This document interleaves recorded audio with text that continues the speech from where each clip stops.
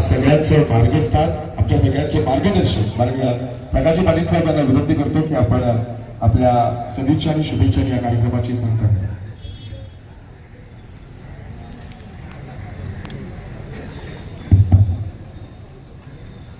राजा छत्रपती शिवाजी महाराजांना मानाचा मुद्रा,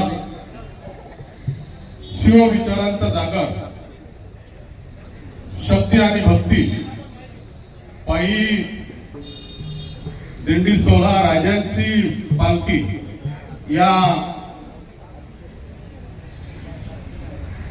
पवित्र कार्याच्या आणि पालखी सोहळ्याच्या निमित्ताने उपस्थित असलेले सन्माननीय व्यासपीठ, सन्माननीय या पालखी सोहळ्याचे संयोजक आणि संस्थापक शरदजी फर्डे आणि त्यांचे सर्व सहकारी, सर्व शिवभक्त, या ठिकाणी प्रत्येक वक्त्यांनी राजा छत्रपती शिवाजी महाराजांच्या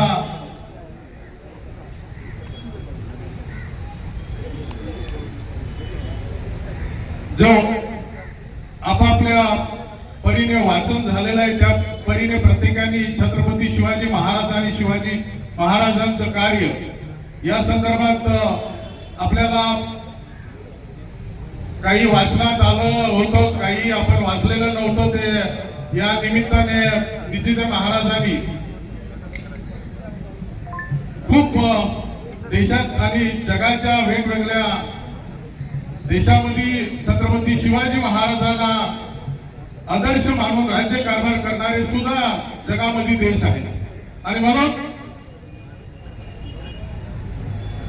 आपल्या या महाराष्ट्राच्या भूमीमध्ये वारकरी परंपरा जी आहे ती अनेक वर्षाची आहे आणि वारकरी परंपरा ही अतिशय पवित्र कार्य जे आहे, संत ज्ञानेश्वर, संत तुकाराम, संत एकनाथ, संत गोरा कुंभार, संत रोहिदास, सर्व संतांनी तुम्हा आम्हाला या ठिकाणी भक्तीचं मार्ग दाखवलं आणि राजा छत्रपती शिवाजी महाराजांनी जे केलेले कार्य जे आहे ते 350 वर्षानंतरही प्रत्येक कार्यामध्ये कोणी कुठल्या जाती धर्माचा, पंथाचा, पक्षाचा असो, ते राजा छत्रपती शिवाजी महाराजांच्या प्रती सगळ्यांच्या मनात आदर आहे. त्यांचं कार्य जे आहे त्या कार्याच्या प्रती आदर आहे आणि म्हणून शिवाजी महाराजांच्या बद्दल ज्यावेळेला फर्डे भाऊसाहेब आणि त्यांच्या सहकार्याने ही संकल्पना ज्यावेळेला सांगितली त्यावेळेला स्वाभाविकच आहे आणि ती शहापूरमधनं माहुली किल्ल्याच्या इतिहासाचं कितीतरी वेगवेगळ्या स्वरूपाचं उदाहरण आपण बघितलेलं आहे इतिहासामध्ये. कारण मी ज्याला राजा छत्रपती शिवाजी महाराज ही पुस्तकं वाचत असताना अनेक वेळेला सकाळी पाठ होईल तिथपर्यंत वाचली. कारण प्रत्येक पान जसं पलटत जातो तस तसा त्याच्यामध्ये नवीन काय, पुढे काय आणि तशा स्वरूपाची आस लागलेली असतो आणि म्हणून इतिहासच असा आहे राजा छत्रपती शिवाजी महाराजांचा. एकदा काय 1000 वेळा, लाखो वेळा वाचलं तरी सुद्धा वाचण्यामध्ये आणि ते सगळं तुम्हाला त्या ठिकाणी अनुभवण्यामध्ये जो आनंद आहे तो आनंद तुम्हाला मिळणार नाही दुसऱ्या कशामध्ये.